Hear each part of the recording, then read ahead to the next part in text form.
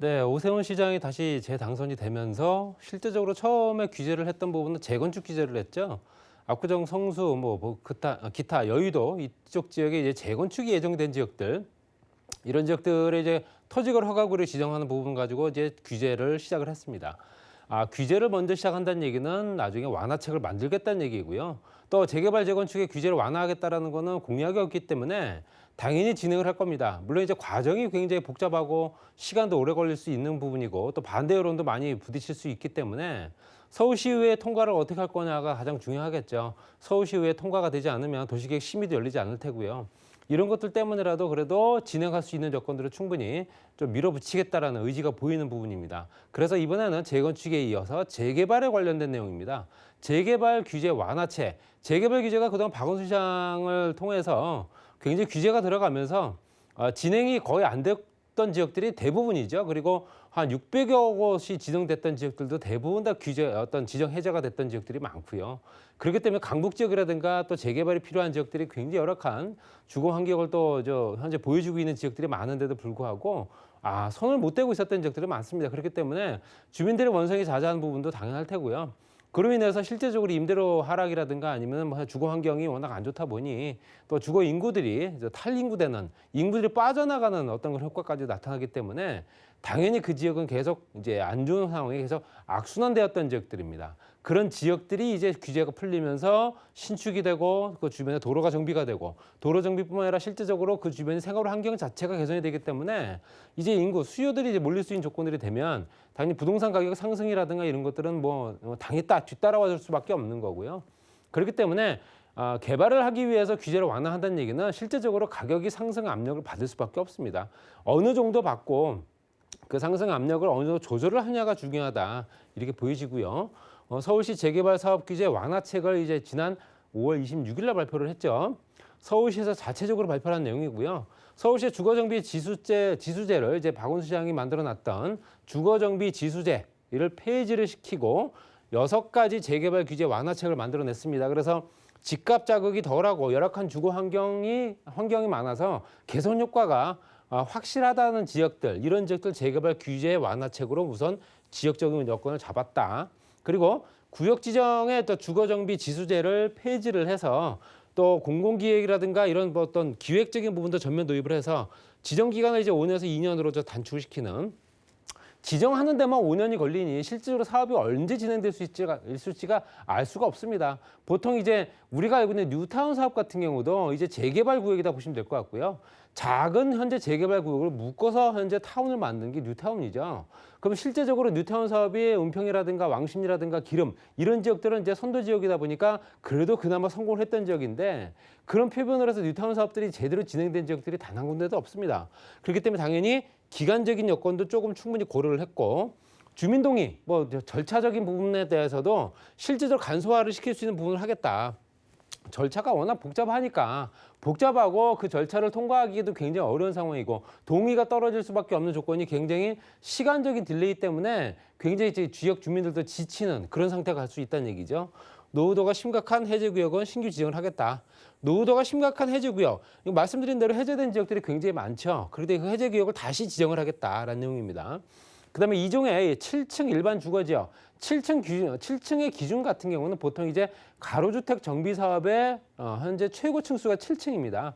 그렇기 때문에 현재 다세대 다가구 주택이 현재 한 20가구 정도가 몰려 있는 지역들의 주민 동의를 받아서 자체적으로 개발을 하고 7층 이하의 연립 다세대 이런 주택을 만드는 것들이 이제 대부분 다 가로주택 정비 사업인데, 이종의 7층 일반 주거 지역에 규제가 있습니다. 그래서 7층 이상 올리지 못하는 그런 규제가 있던 부분을 현재 완화해서 사업성을 올리고 매년 공모 추진을 해서 25개 이상의 구역을 발굴하겠다라는 내용이 들어가 있습니다.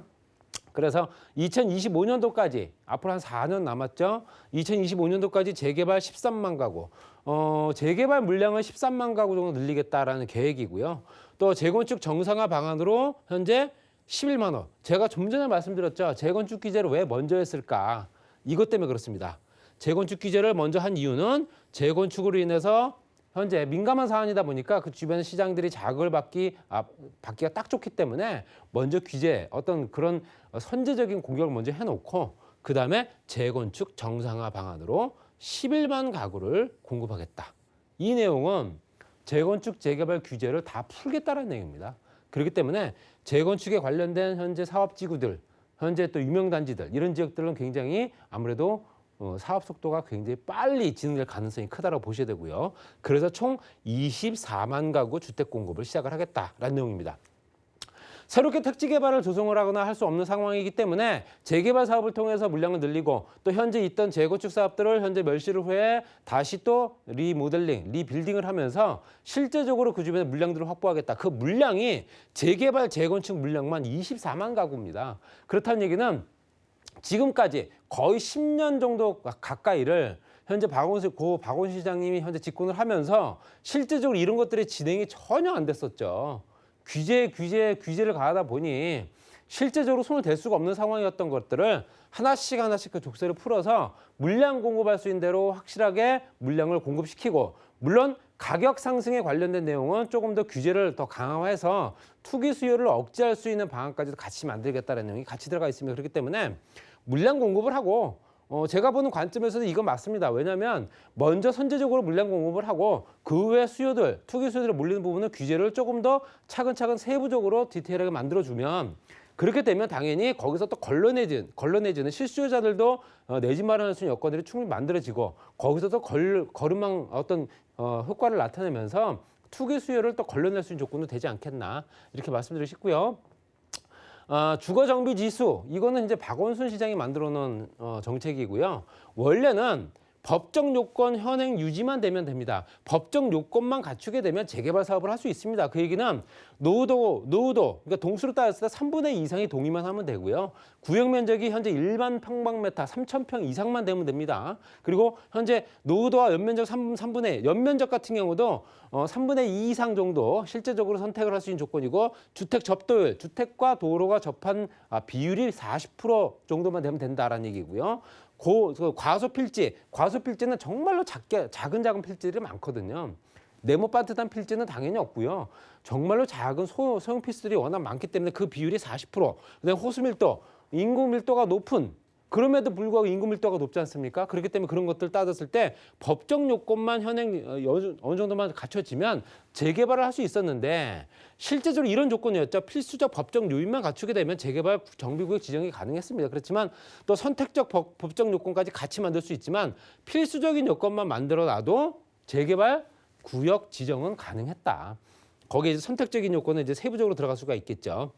그렇기 때문에 여기에 정비지수라고 하는 그런 제도가 들어가면서 노후도라든가 거기에 또 평가 점수, 또 주민 동의, 또 도로 연장률이라든가 이런 것들을 평가 점수로 환산을 해서 70점 이상이 돼야 된다라고 하는 기준점을 만들어놨습니다. 그렇기 때문에 현재 재개발이 필요한 노후 저층 주거지가 법적 요건이 충족되는 개발이 필요한 지역이 약 50% 되는데, 주거정비 지수세를 딱 도입을 하게 되면 14%까지밖에 안 됩니다.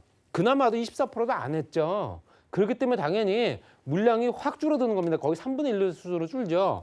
그러다 보니까 지역 자체가 개발될 수 있는 여건들이 요원해진 겁니다. 그러니까 이런 것들이 조금 전체적으로 서울시와 맞지 않는 어떤 규제를 가하고 그 규제에 중첩된 규제들이 워낙 많다 보니까 그런 것들 때문에 물량 공급이 여태까지도 확실하게 이루어지지 않았다라고 말씀드리고 싶고요. 다시 말씀드리는 주거 정비 지수죠. 요거 같은 경우는 박원순 시장이 2015년도에 발표됐던 내용이고요. 2025년도 현재 정비 기본 계획에 포함된 제도입니다. 2015년도부터 현재까지 시행됐고요. 2015년도부터 당연히 재개발 신규 지정 건수 0건 당연하죠. 안 됩니다. 실제로 이 점수를 도입을 하게 되면은 할 수가 없는 거예요. 그래서 주거 정비 지수 운영에 따른 절차를 보시게 되면 대지 면적 일반 평방미터, 노후 동수 3분의 2, 노후도 연면적 60%, 주민 동의율 3분의 2 이상 돼야 되고요. 평가 점수를 충족을 해야 되는데 평가 점수가 보통 70점 이상이 돼야 된다는 겁니다. 거기에는 주민 동의 비율이 40점, 거기 노후도가 30점 해서 노후도 비율 30점 해서 평균 도로 연장률이라든가 세대 밀도 전체적으로 봤을 때 70점 이상이 되지 않으면 정비구역 지정이 안 됐다. 그렇기 때문에 당연히 0건이죠. 이거 없애겠다는 겁니다. 이거 없애고 법적 요인만 갖추게 되면 그 전에 이제 재개발 사업을 진행됐던 정비구역 지정 같은 경우도 법적 요인만 갖추게 되면 다 할 수 있게끔 만들어주겠다. 이렇기 때문에 이렇게 불필요한 어떤 정책들 같은 경우는 빨리빨리 없애는 게 맞지 않을까 뭐 개인적으로 말씀드리고 싶고요. 그다음이 공공기획 도입, 아까 5년 정도 소요가 되는 어떤 실제적인 진행되는 과정을 따졌을 때 정비기획 수립부터 정부역 지정 절차까지가 5년이 걸린다고 말씀드렸죠. 이걸 2년으로 줄이겠다는 겁니다. 어떻게? 주민 제안이나 사전 검토가 6개월 걸렸던 거를 4개월로 줄이고요. 그리고 사전 타당성 기초생활권 계획 수립, 그다음에 정비계획 수립하는데 보통 현재 32개월 정도, 42개월 정도 걸렸던 거를 14개월로 줄이겠다. 이거죠. 이렇게 줄이고 공공기획과 정비기획 두 가지만 현재 나누어서 서울시에서 자체로 진행하겠다는 겁니다. 여기엔 자치구도 들어가 있거든요. 자치구가 들어가 있기 때문에 실제적으로 자치구에서 진행되는 속도들이 다르고 자치구에서 원하는 바가 또 다르기 때문에 그래서 현재 실제적으로 불협화음 때문에라도 빨리 진행이 안 됐던 부분을 통틀어서 서울시에서 다 하겠다는 얘기입니다. 구청장은 빠지고 서울시에서 다 진행을 시키겠다. 그렇기 때문에 14개월 정도로 줄이고 또 정비구역 지정 법정 절차만 해도 12개월이 걸렸던 거를 6개월로 줄이겠다. 그래서 2년으로 줄이겠다는 거죠.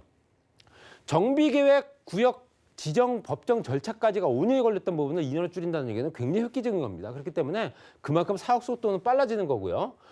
재개발 절차 같은 경우는 이제 간단히 말씀드리면 재개발 사업 준비 단계, 시행, 관리 처분, 완료 이렇게 나눠져서 봤을 때 보통 사업 준비 단계만 현재 한 4년에서 5년 정도 걸리고요. 그다음에 사업 시행 단계, 추진위원회 조합 설립, 사업 시행인가, 분양 공고 신청 요거까지가 3년, 4년 걸립니다. 그리고 관리 처분 단계가 2년에서 3년. 그다음에 준공 입주 당연히 3, 4년 걸리겠죠. 그렇기 때문에 은평도 타운 같은 경우도 보통 한 9년 걸렸고요. 기름이 15년, 그다음에 현재 왕십 뉴타운이 12년 걸렸습니다. 이런 것들을 대폭 간소화해서 그 기간을 줄이겠다. 그런 내용이 들어가 있고요. 주민 동의율도 간소화하겠다.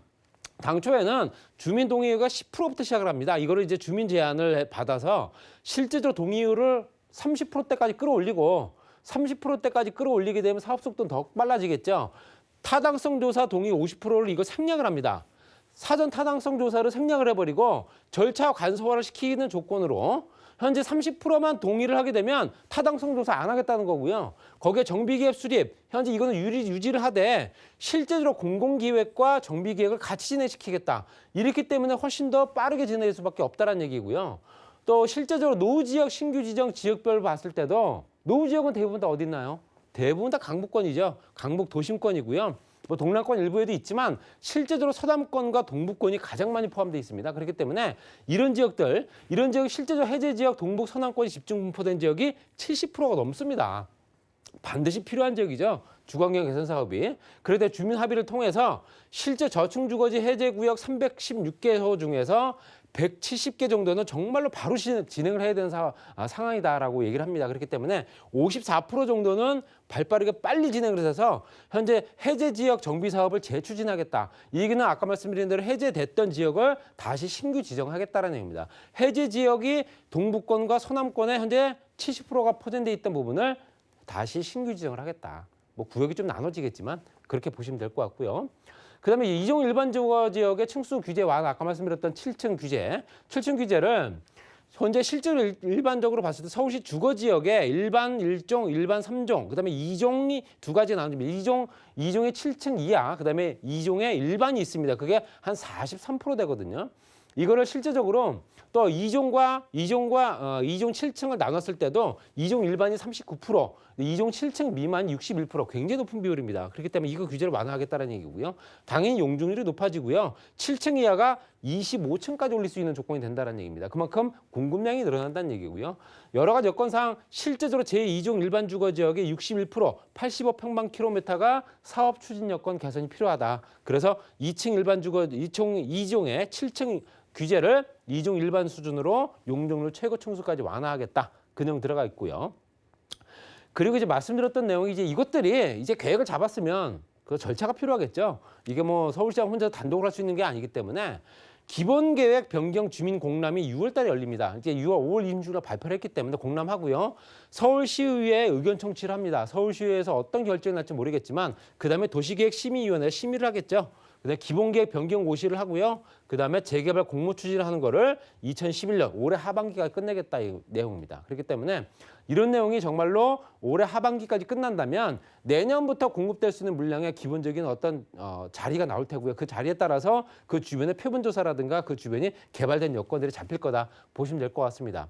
그래서 이제 일단 이 지역들 이제 투기 수요가 몰릴 수 있기 때문에 재개발과 재건축에 관련된 투기 수요를 어떻게 현재 차단할 것인가. 이건 며칠 전에 발표됐던 내용인데요.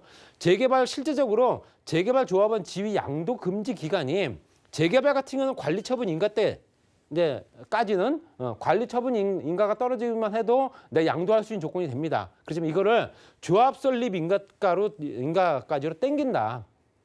조합 설립 인가가 떨어지게 되면 양도를 못 한다는 얘기죠. 양도 금지시키겠다 그 얘기고요. 거기에 재건축 같은 경우는 현재 조합 설립 인가 전까지는 내가 현재 양도를 지위 양도할 수 있으나 이거를 안전진단 기준만 떨어지게 되더라도 제3자한테 양도 못하게 하겠다.